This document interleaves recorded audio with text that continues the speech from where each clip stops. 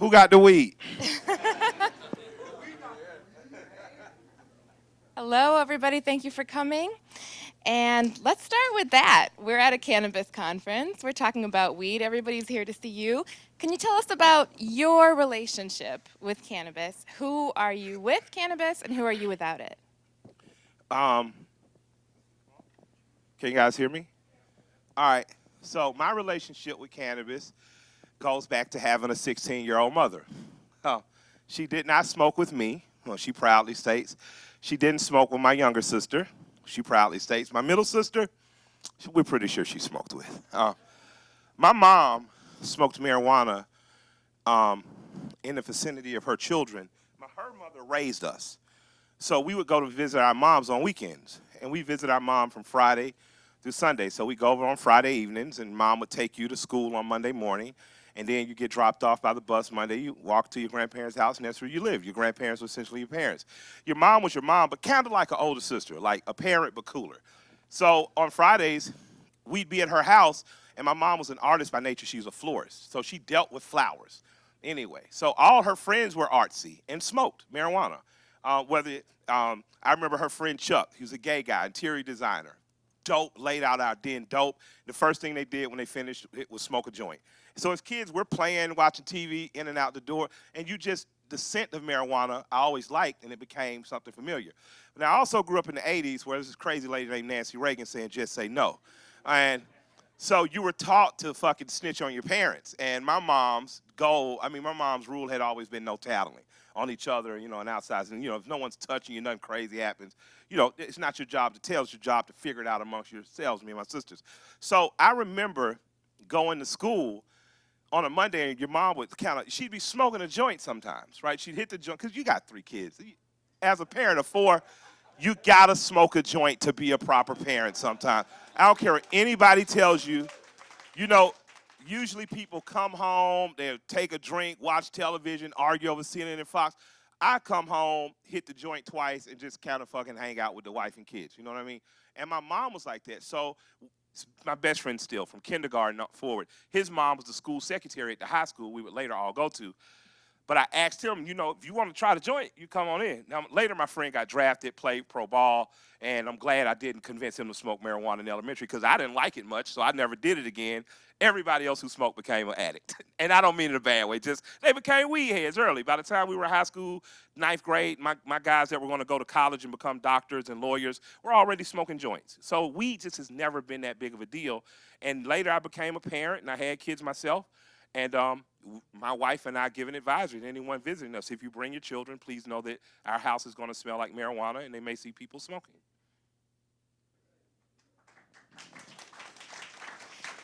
Sounds like you and your friends kind of figured out from a young age that you were being lied to. Oh, we knew it was bullshit. Yeah, I knew Nancy Reagan was full of shit. Yeah, just because the people who loved me were marijuana users. And it's like alcohol. My grandfather was born in 1922. I can remember thinking, when the Just Say No campaign started, it scared the shit out of everybody. So imagine being 4th grade, Mr. T telling you, just say no. And you're like, oh shit, Mr. T said just say no. But I remember my mom, just say no, fool. My mom and my grandpa and I were all at my grandpa's family reunion in Edenton, Georgia. And it's a little more difficult to find weed in Edenton than it was in Atlanta. And I was used to my grandfather having illegal whiskey. My grandfather liked drinking the whiskey that his brother-in-law made. He did not like going to stores because he didn't like the fact that the government had intervened and you paid these high taxes. He didn't like the quality of liquor. And if he did drink, he'd only drink a Seagram's gin. But my grandpa looked, I remember him going in his tackle box. He reached over a bottle of moonshine, and he pulled out a church. And I was like, oh, shit, granddaddy smoked weed too? But he didn't. He brought it because he knew my mom was a weed head. So, weed just never has been that big of a deal. It's something in my family.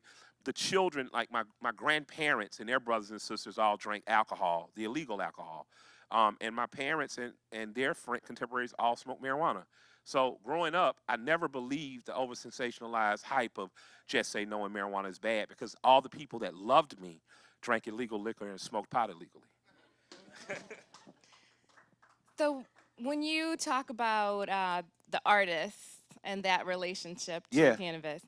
It makes me think if we can talk about where we are today, a Yeah. lot of people would say black people in particular are partly responsible for weed being cool and by extension, weed being profitable. Yeah. And it looks like mostly white people are making the profits It looks like now. that, It absolutely. looks that way. And I agree. Yeah, I agree. yes, my agency releases statistics on it. I know that's I Yeah. know it's that way. So now that the majority of people in America have access to legal weed, and we have that freedom, how can we use that freedom to uplift that culture and to make sure that everyone has freedom and recognize that history? Okay, no war is won without allies. And I tell people that all the time. You're not going to win any war without an ally. And let's just start. Marijuana decriminalized, was criminalized, what, 1937? And it was criminalized under the auspice of it made black and Latin men rape and torture white women. It was decriminalized because we know for a fact that jazz and blues in particular, Muddy Waters, Champagne, and Reefer and the jazz day clubs of old brought black and white people together. The people who run this country have an interest in a certain class of people not being together. And that class doesn't know race, but what it does know is poverty and income. If poor people get to dancing and singing and smoking weed and drinking together, they start to talk about who's shitting on them, and oftentimes they found out it's the same motherfuckers, regardless of color. So what I would like to say is, does anyone know who Nearest Green is? All right, so Nearest Green, my grandpa would tell me when I was a very little boy, because think of, my family sold liquor. Let me just be very frank. I remember in 1983, Georgia Bureau of Investigations breaking a house. It might have been 81, 82, and I was like, oh, shit, they know my mom sells cocaine. But they didn't. Because they came because there was 100 gallons of moonshine in our attic and when we were visiting our mom over the weekend. So I come from a family of people who are respectable, kind, decent, went into business for themselves, had jobs, but they sold illegal liquor. You know, lots of them did, the men. All that to say, from an artist standpoint, in terms of what we've been able to do in progressing marijuana, we know that jazz and blues pushed marijuana forward. We know it brought people together. We know that at the end of the civil rights movement in the late 60s, that Nixon purposely started a drug war to keep progressive white people, which would be hippies, and black people criminalized. And the way you did this was to say drugs are the criminal thing, these people are wrong. But what it also did was keep those two groups of people from organizing together. Because the drug war targeted in particular blacks and Latinos, depending on where you were, it separated. Ben Cohen told a story about a week or two ago about being caught with a joint as a young man on a beach and the cop letting him go. Because Ben from Ben and Jerry's looks like that cop's nephew. If that cop had caught me, I was going to fucking jail because I looked like what the media has told him was a monster and a ravenous dog when high. So we know that that propaganda seeped into all our thinking. What we can do now, right, as allies, and I'm going to tell you the Nearest Green story, is get it right the first time. My grandfather used to tell me that Jack Daniels, the liquor, the whiskey, that recipe was from a black man. And I love my grandfather because he also told me they put wood chips in white bread. And I was like, Grandpa, you just talking fucking, you talking nuts, right? And then you find out Subway uses yoga mats in their bread, right? Because he had worked at a place that essentially did that. My grandfather had worked and seen that. So the mythology that he told me sometimes, even though I didn't always the way believe it, most of it later got proven true. So Nearest Green is the black guy in the picture of all Jack Daniels and his staff. And he's the one who helped perfect the formula. Some say even invented the formula. And we're about 100 years from there, and he's finally getting his own whiskey. If we don't do what's right on the front end, on a local level, state level, and federal level, by not creating a pathway, but creating a demand for people of color, black, Latino, and other who have been suffered the brunt of the drug war, if we don't have a pathway and a demand attached, then as an ally, you're failing the people who essentially served as the foundation for this to happen. So that's just to my white people in the room. And that's not coming down. That's just saying, let's figure out a way to be an ally. So even if you don't partner with a person of color or a black person, you at least make the laws fair enough so that they can get in the industry. The other thing is, we can get it right on the front end because we know prohibition didn't work with alcohol. We got prohibition, got prohibition wiped out. We know prohibition has not worked with marijuana, but there's another type of prohibition that's happening. And what's happening is in Georgia, there are only 5, 6 licenses available, depending on what you're getting. That's grossly unfair. when you look at 35% of Georgia is African Americans, 35% of African Americans in Georgia essentially have a lineage that goes back to slavery and through, and well over 35% of the drug arrests, I would say 50% and up, have been African American men in particular. We have an opportunity now to set that right and not wait 100 years to be like Nearest Green and finally get it right.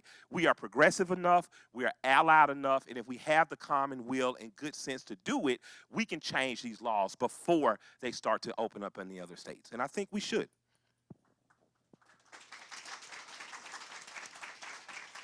So that's particularly apt when we think about the federal level. Federal legalization seems imminent. Of course, there was a historic vote just a couple of weeks ago when the House passed the first standalone reform legislation regarding banking. But we haven't seen much in terms of equity and social justice on the federal level with cannabis. So what do you think is the next step there? And which presidential candidate would you support with regard to cannabis? Well, I think, when we say stuff like equity and social justice, you immediately turn off the ears of people who don't like those words, right? Because those words are important words, but again, they've become trigger words. How about fair is fair?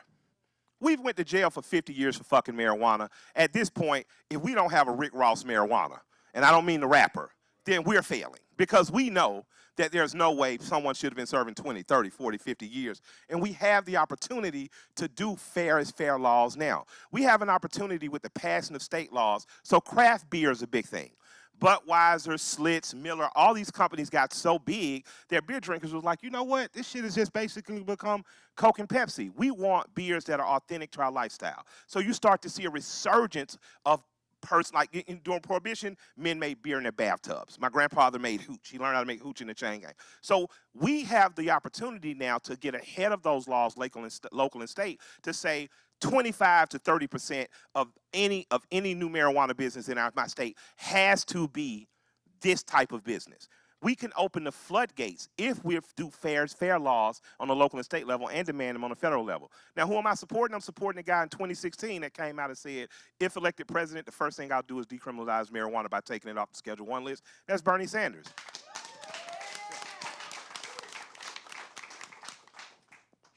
I think you're well known for supporting candidates not based on what they say, but on their policy and their integrity. I don't give a fuck if you got hot sauce in your purse. I don't give a shit. So that reminds me, can you talk about representation a bit? Because I think you have had a lot of moral clarity when it comes to what does the candidate stand for and not what demographic do they come from. What is the power of representation, but what is the limits of representation? I have, for me, and this is no slight of diss to anyone, I'll never vote for a prosecutor. If you've been a prosecutor, I'm simply not going to vote for you. Now, if you're a prosecutor that became a defense attorney, or if you're a prosecutor if you're the Pot brothers, I don't know if they were a Pot brothers, but if you're like, shut the fuck up. If the cops actually shut the fuck, if you're educating people as a former prosecutor, if you're teaching people how to beat the cases, then you got my vote. But if not, I cannot vote for a prosecutor simply because you have been on the wrong end, in my opinion, right? So that's one thing. Personalities are not who I vote for. I don't give a shit that people interpret Bernie as a mean old guy, right? Because I grew up with mean old people, and they love the shit out of me. What I start to realize is with age comes a clarity, and you just have less time for bullshit. So Dick Gregory was a friend and mentor of mine, and I remember the first time he met me and T.I. met him, he cursed us out for 45 minutes because we were asking him about marching. He's like, the fuck you gonna march for? Nigga, we marched 50 years ago. You got to do something. I was like, I feel inadequate. Tip just hung up, called me back like my phone, because I'm like, nigga, you a lie. So the personality doesn't matter as much as his policy. What does the candidate's policy say? And for a presidential candidate, just 4 years ago, before there was this big wave of everybody all of a sudden wanting to smoke a joint during the Democratic debates, he was the first person to say, you know what, this is just silly. That marijuana sits next to cocaine, marijuana sits next to heroin, marijuana sits next to these deadly prescription drugs. Let's deschedule it. Let's move toward decriminalization nationally. That matters more to me And I kind of like him. I think he's cool, haircut and all too. But no matter how cool I think he is and looks, what matters to me is his policy. His policy is humane. His policy is restorative in its justice. And his policy, I think that if we do what we do in terms of creating fair laws on a state and local level, that his policy could actually help the little guy, many of us in this room, actually become what we should be. And that's a marijuana middle class. Marijuana does not need to go from totally illegal to corporations that own cigarettes and liquor owning everything. There needs to be, when people say we need to grow the middle class, open up the books then, motherfucker. And while we have this new industry opening, allow the people who are going to truly be allies, allow the people who are going to make sure that people who don't look like them have a pathway, and not even a pathway, a driveway into the industry, make sure those people can get there. You know, I trust you with your local politics more than I trust your politicians.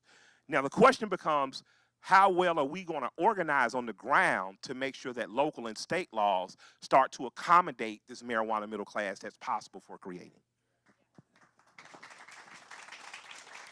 It gets missed too, I think, how important the local level is, especially.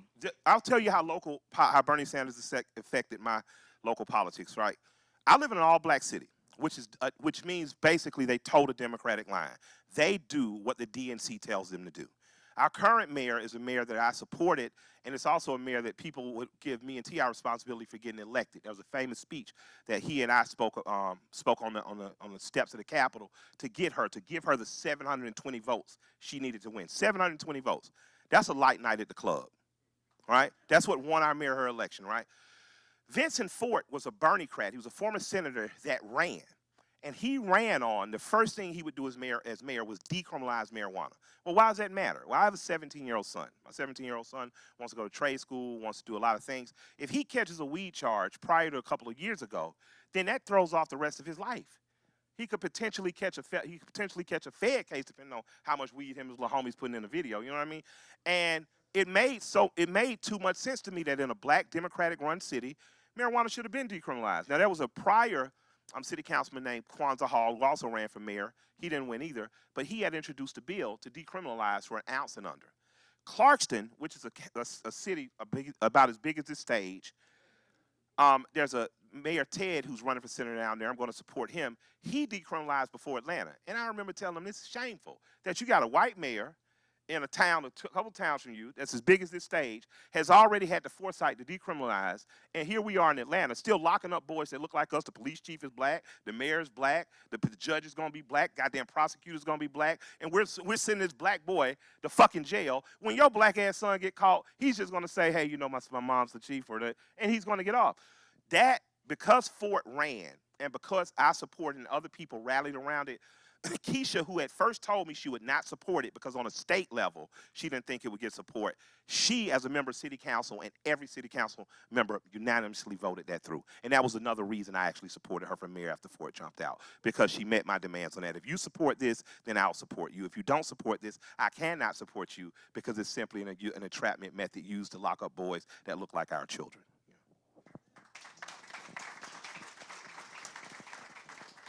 I really love what you said about words like equity and social justice being a trigger and Yeah. making people tune out, but fairness Fair is being something fair. that unites people. Yeah, fair is fair. You know, you can not like me, you can be bigoted, you can listen to Hannity, you can listen to Fox, but you got to say, your grandpa sold illegal whiskey too. So you got to relate to me on this, Jimmy Bob. Like this one, this one we got to sit down at the table and talk to before, because if you look at the opening up of the marijuana business, not only does it affect my community in a positive way, it'll affect the greater community. Some of the best hash I have ever smoked in my life came from the North Georgia mountains. A friend of mine who's a marijuana dealer would sell pounds of mid-grade marijuana to these old white guys. They come down, pick up, they literally could put it on the back of their truck because the cops never pulled them over. But one of them would bring back this greenish hash. And I called it hillbilly hash. The shit was incredible. It was clean, it was beautiful. I liked it far more than the weed that they would take with them. But that legalized would grow the economy of his North Georgia town instantly. That legalizes my friend who's a marijuana dealer and allows him to now open up smoke shops instantly. And the only way we stop that, we stop big corporations from excluding those type of people, is to plot, plan, strategize, organize, and mobilize locally. Absolutely. And you can do that on the local level with just a small group of people. Oh man, y'all can beat up y'all city council members, you know. And what I mean by that is both parties don't like high turnout at local votes because the higher the turnout, the less likely it is they're going to win. So they really got to spend campaign dollars. When there's a high turnout, usually Democrats win, but that doesn't mean they're progressive. Just means that they're donkeys, right? What you have to do is start to organize the pot money. Start to organize the 10 people you know who smoke pot to give $10 a piece to the candidate that you want to support. So if 10 of us got 10 people, right, starts to turn to 100, 1,000, 10,000, and that way the money starts to go to the people. We got to convince people that we're unwilling, much like myself a lot of times, but that are qualified to run. And we got to support those people with dollars, not big dollars. I think you can do it with nick and dime money, you know, and if you're exotic, you can do it with a dub, you know. But I think that we have to start putting some of our money behind the candidates that we like. And when we hear candidates getting money, we always think thousands or millions by some big corp. But the Sanders campaign has kicked a lot of ass with $27 donations.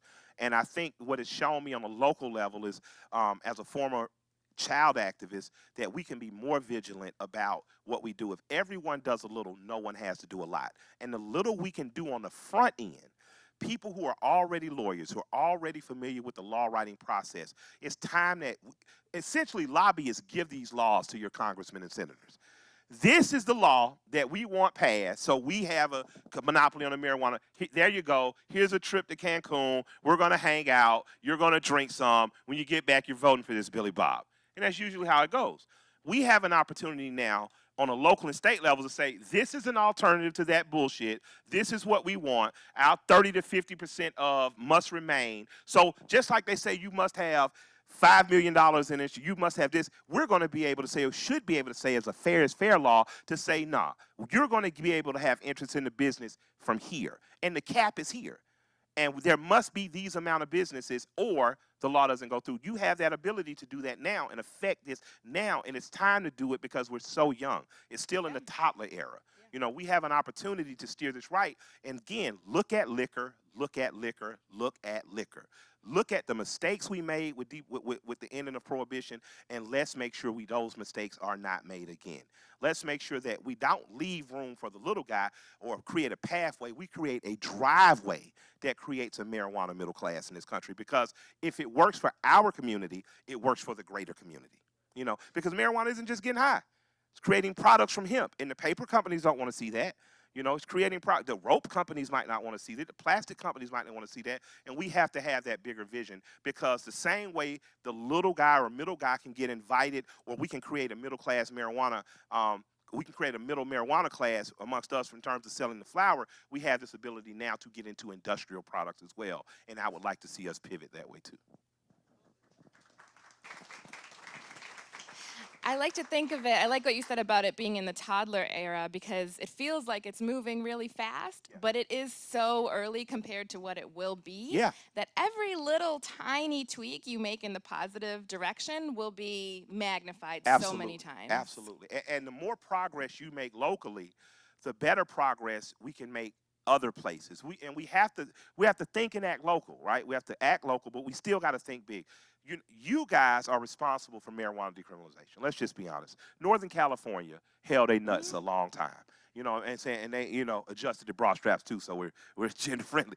They made sure that the whole nation knew that they were going to make marijuana legal at some point, and they were renegades about it. And when you guys are owed a debt of appreciation, and I mean that. Like, I remember going to Amsterdam 7-8 years ago, and them literally saying, guys, if you can get any seeds from Northern California over here, we will gladly pay you.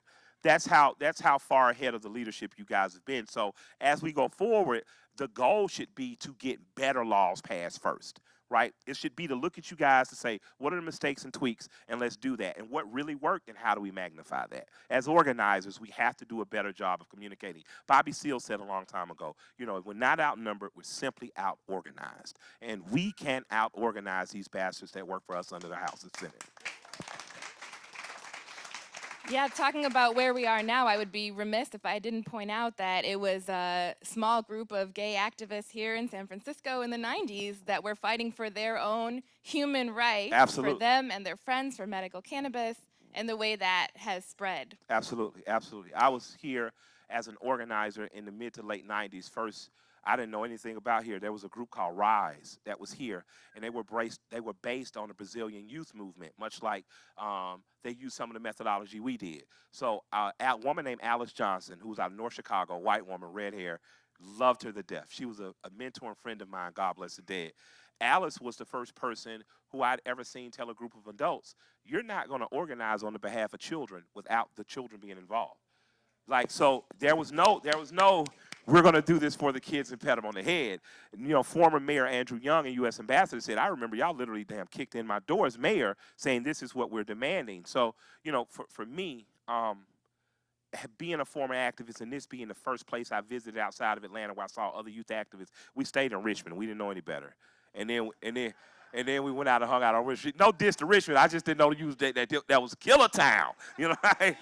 But I met a bunch of wonderful people out here, you know what I mean? And I met a bunch of young kids. And Bamboo, who's a rapper and activist out here, is a friend of mine. He gonna get by his spot before I get out of here. So you guys have been the forerunners. I appreciate Alice. I appreciate the kids I met here. I think that in terms of medical marijuana, what the gay activists did here in terms of making sure that people could have that who were hurt, dying in hospice a lot of times, I'm glad that they pushed that line. We must ally better.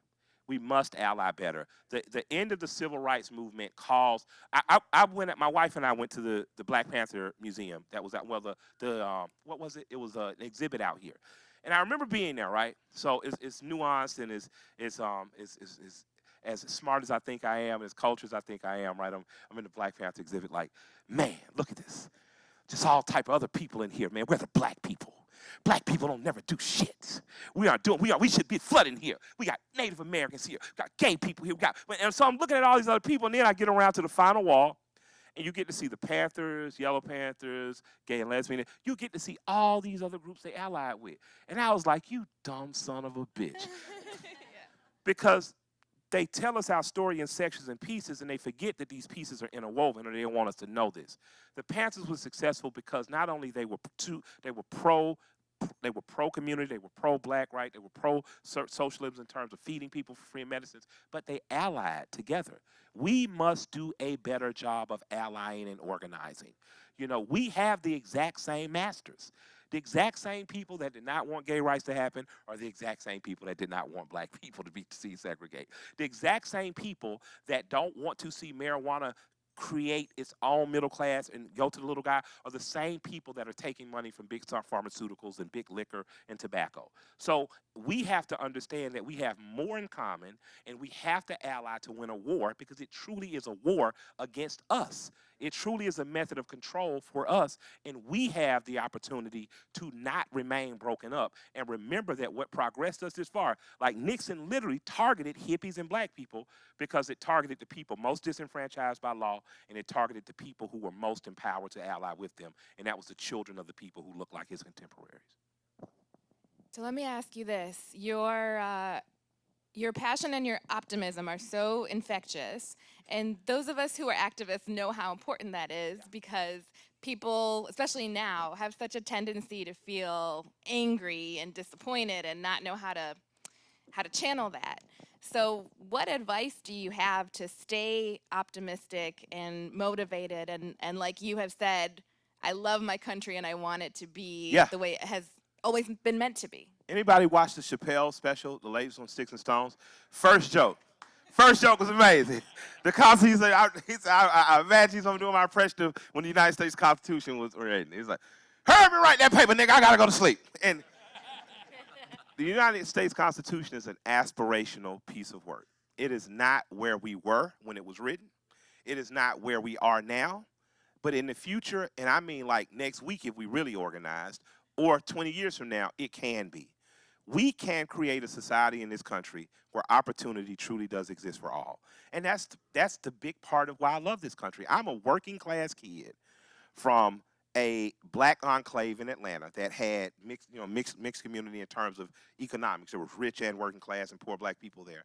But I now am helping someone become United States president. I now have helped a woman become mayor. I now are owner in a barbershop franchise. I now have made myself a totally different human than I thought I could be. I thought I was just going to sing and dance for people for a living and make a lot of money and smoke weed and buy Ferraris. And somehow I've turned into a spokesman on the behalf of my community while still doing what I love. You know, I'm very successful at singing and dancing for a living. But this country allowed me that, and I'd be remiss not to admit that. And it's not even something that I have to admit, it's something that I say. Because when I talk to little kids that look like me, I want them to know that there are disadvantages, absolutely. You are going to be fed bad bullshit every day on the news. But I just was with Freddie Figures 3 days ago. And who's Freddie Figures? Freddie Figures is the first and only black wireless company that's totally, from the towers down to the phones, he owns and controls it all. Freddie's a 30-year-old man.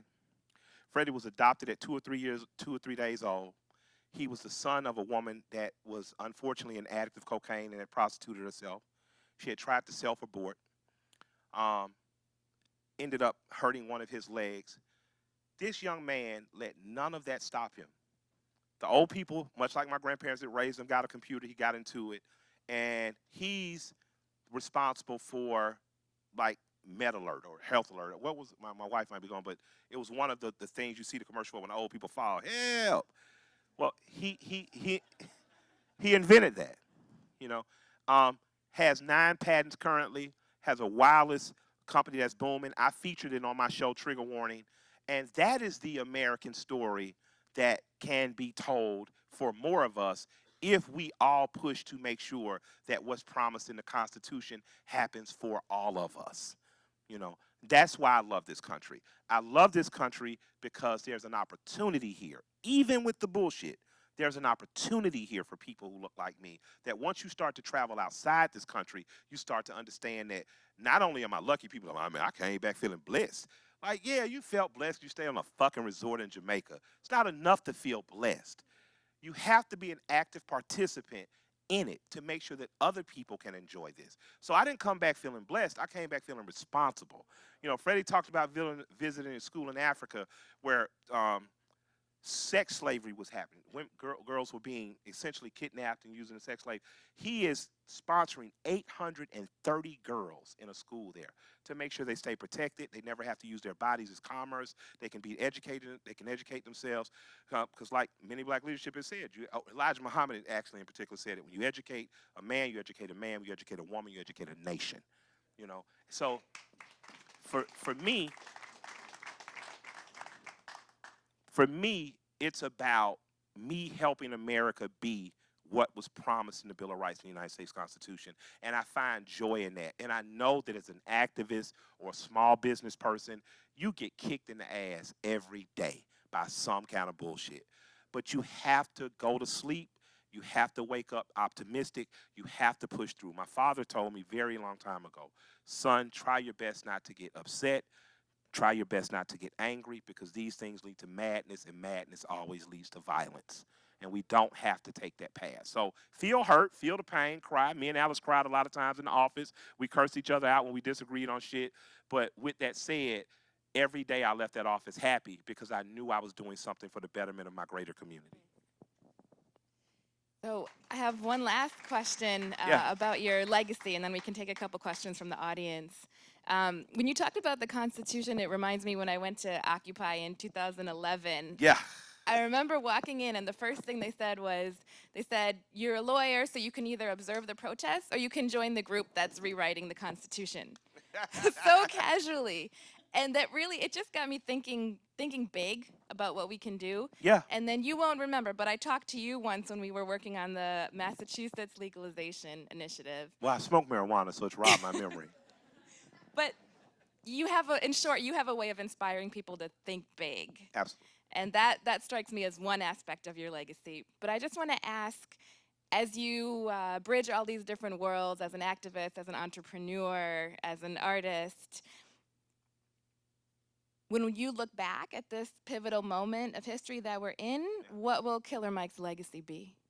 That he posted on Twitter and Instagram at 4:20 a.m. and p.m. every day smoking a joint.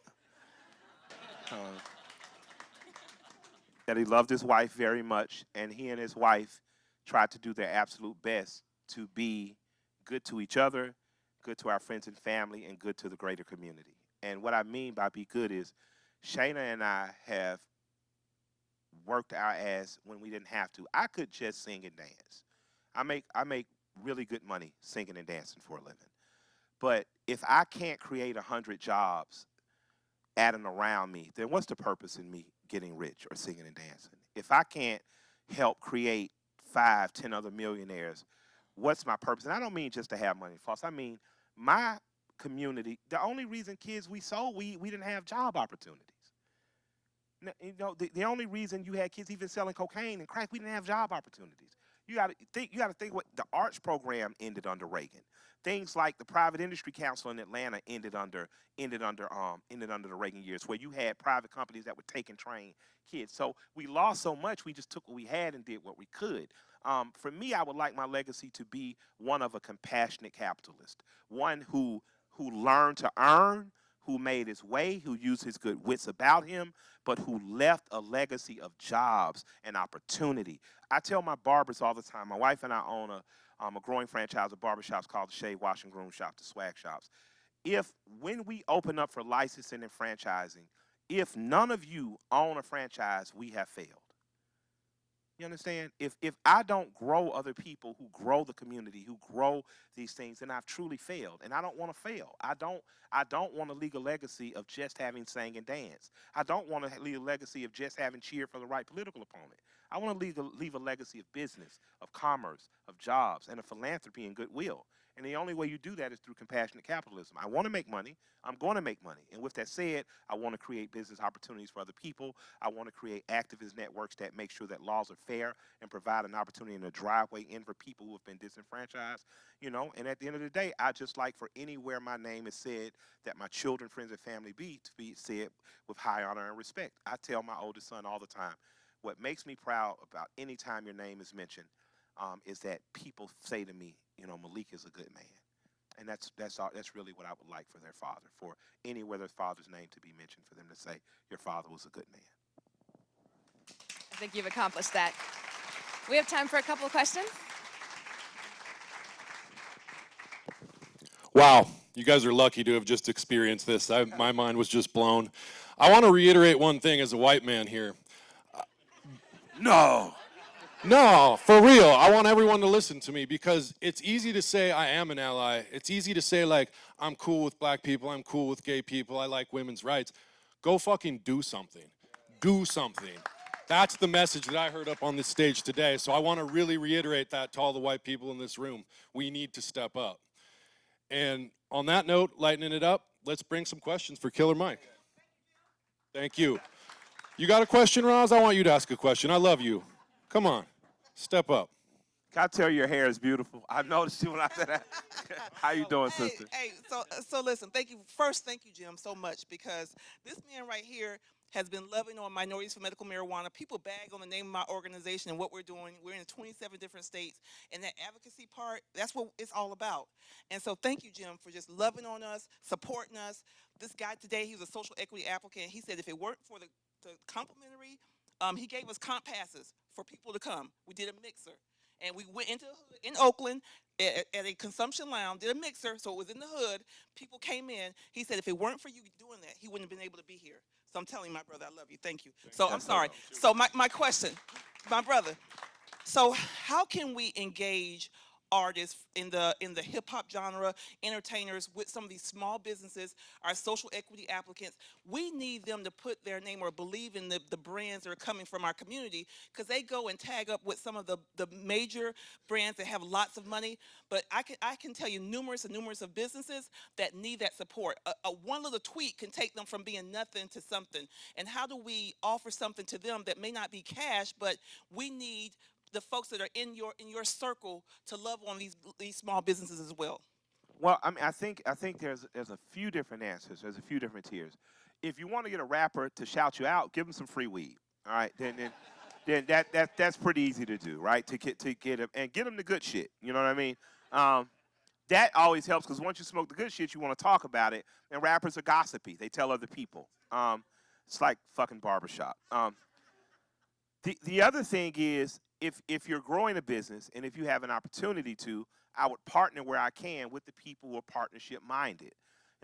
People like Ti and I are partnering in businesses. We bought a 50-year-old restaurant called Bankhead Seafood, but we're looking for other things to partner into. That's not an open offer, you know. As my wife does a business in my house, she's like, "Nigga, we in too many businesses now." But I would seek strategic partnerships, but first just start to build a relationship. There's a place called Hattie Marie's Barbecue in Atlanta.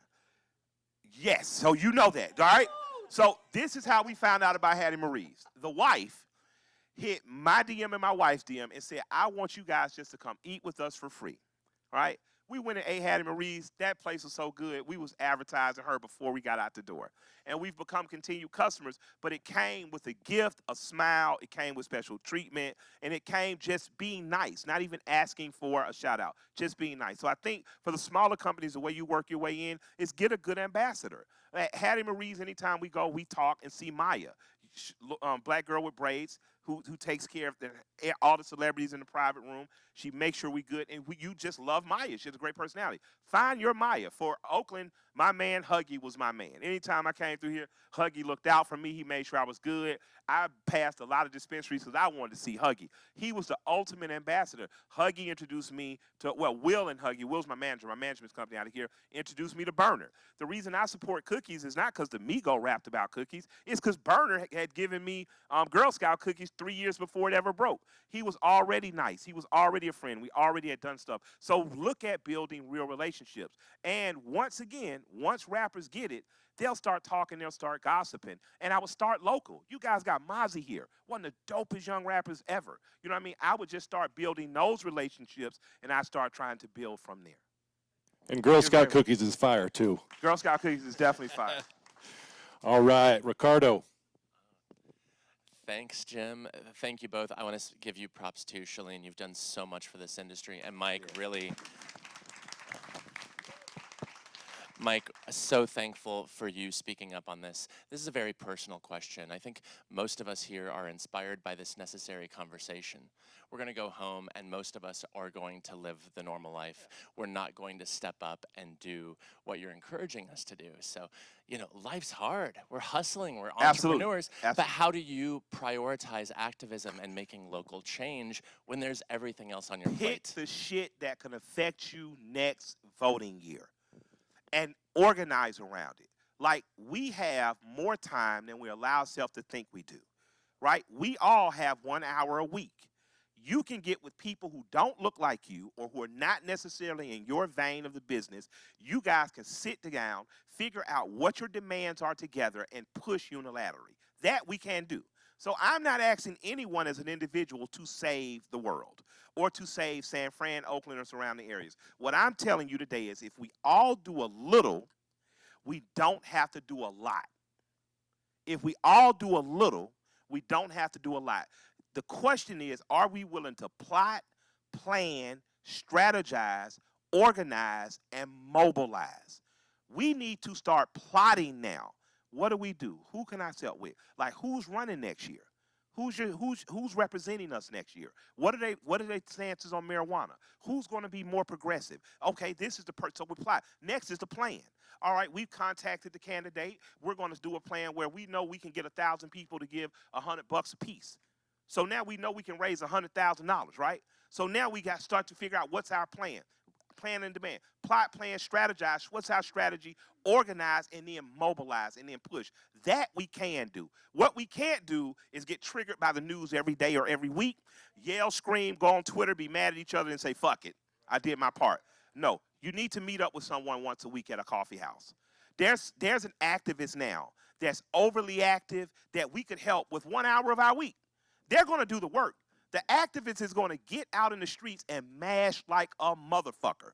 We have to be the people supporting that activist by saying, okay, we got 100 people. We got $100 a piece. That's 10,000. We got you. We got you for 10,000. So we're going to help not only fund you, find the candidate that you want to run as an activist, and that's who we want to get behind. That we can do. We do it for the Red Cross. We do it for the United Way. We do it for any charity on television that tells us what to do. We can organize locally. That is possible. So it is impossible to do if we feel we can. It's impossible to do if you're only at home reading Twitter. It is very possible if you get out, smoke a joint, sit in the coffee house, say these are the 3 people that are running, all of them are bullshit, who we got from our side, from the activist or law community that's willing to do it. Let's run that candidate. Let's prep our own candidate. Let's change our laws locally, start to affect the state and national politics.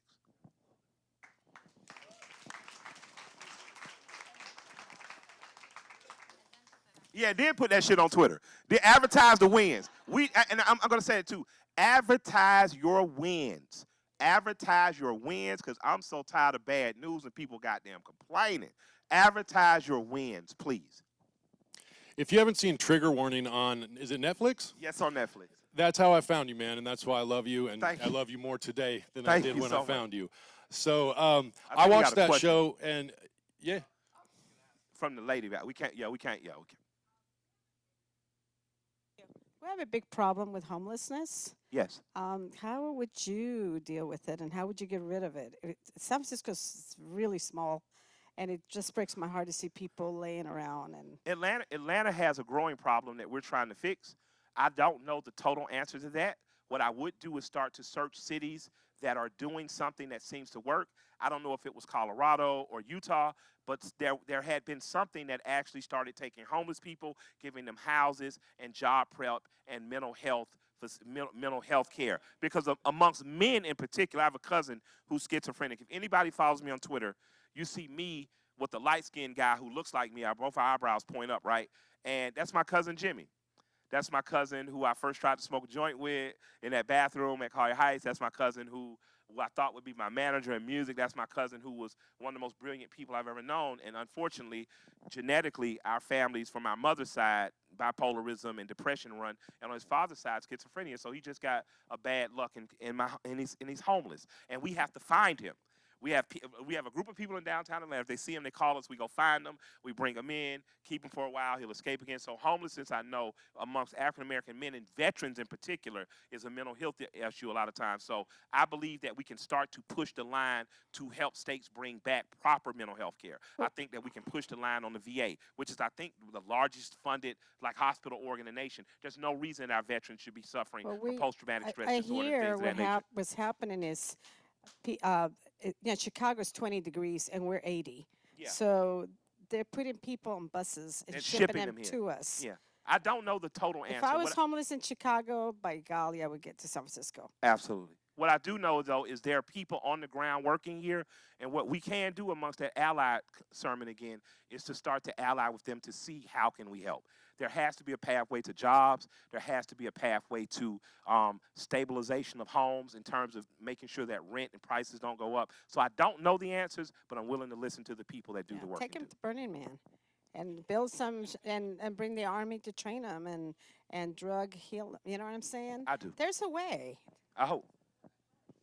Hey, Mike, I'm gonna ask you the last question, actually. Okay, I'd take 2 or 3 more if you want it. Okay, cool. Or if Let's not, flow. we Let's can go. flow. But I want to ask you this question because it's important to me. Gotcha. As a man, I think men in general have to hide their feelings. I've been Yeah. depressed before. I cry at movies, and I don't want to let people see that. I want to say it in front of this whole room. And how do you, as a man, express your feelings? Like, how do you step out and not be ashamed to show the feelings the way that you do? Oh, I'm a crier. Oh, straight up. Straight up. Straight up. My daughter Mikey does something good, I cry. I saw the Joker movie, I cried. Like, you know what I mean? I'm a crier. I'm a crier, and I'll throw a phone across the room because I'm mad. You know what I mean? So I have been lucky in that the people around me have allowed me. My father is wound pretty tight, right? My dad was a cop. Like, he was one of those people who was born to be a cop. Like, he was, even when he wasn't a cop, no one's like, man, you still like a fucking cop. But I'll never forget, he called me one time. When I first told my dad I wanted to be an artist, he said, son, they call us starving artists for a reason. And then I became a successful rapper because, you got to prove your parents wrong and prove your friends right. He called me after the Sanders interview, or after it was like a newspaper thing. And he said, I said this to you years ago, and I'm sorry because that's not what I meant. I didn't mean I didn't think you could do it. But the person that you have become, a person that people look for leadership and honesty and integrity, is who I've known you were since you were a child. He said, you were a child, you walk in a room with a bunch of kids, and instantly you'd be saying, this is what we're going to do. And they do it. And he said, I just didn't want you to miss that in yourself. I cried like a fucking baby. I cried on the phone with them. I cried after, because not only did that compliment from my father mean the world to me, it helped me realize, because his father died at 10 years old, how repressed my dad had to have been his entire life with his feelings, because he was forced to be a dad to his brothers and sisters at that point. He was a confidant and basically the caretaker of his mother. So he hadn't been allowed to do that. But my dad has hugged and kissed me every time he saw me in my life, coming and going out the door, hugged and kissed. And I started to understand that that's what it was. It was permission to be totally a man in all my emotions. I started to understand my dad wasn't as hard ass as I thought. Like, because he literally hugs and kisses his adult son. That's what a real man is. Yeah, and I love him for the example he set, because I hug and love and kiss on my children. I cry in front of my wife. I toss my cell phone across the fucking room, you know. But you know what I don't do is bottle stuff in to the point that it becomes damaging anymore. Because like all men, I've done that at some point in my life. So you got to learn to let go. You got to, you know, I remember my wife and I argued a few weeks ago. It wasn't even one of those real arguments, one of those wife-husband arguments where you're subtly arguing. You don't even know. At this point, you're just trying to win. Man, I just went in the bathroom and smoked the joint. I came back out. She said, I thought you was gone. I was like, no, I just needed to know what a prison cell felt like for an hour. And then we were good the rest of the day. Right on. Listen, everybody, my stage manager, Jill, is on my ass. We have another panel at 5, so we're going to have to cut it now. Killer Mike, Mike Render, Shaleen, let's give him a massive, massive round of applause.